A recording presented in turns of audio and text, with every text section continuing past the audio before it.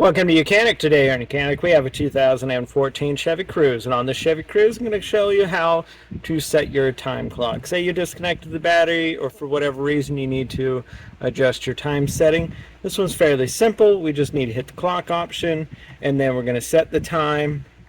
And once you're in there, we hit the menu select option, and now just be able to turn the time to what time it is, and then you just turn that dial, hit the select menu button, and oh, it didn't give us the options, so we're going to go back in there because we want to be in the PM, and so it'll go through, and it's set in a 12-hour time set here.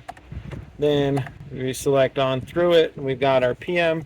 Now if we want to select our date, we scroll down to here, select the date. Same concept, go through the selections, and if you want it to be in your 24-hour format, you can just tap that option for your 24, and then you set your day month format, just depending on how you want it to be. That's how you would do all that. And then when you're all done, you can just go ahead and hit the clock option or the home button, wherever that's at, or the back.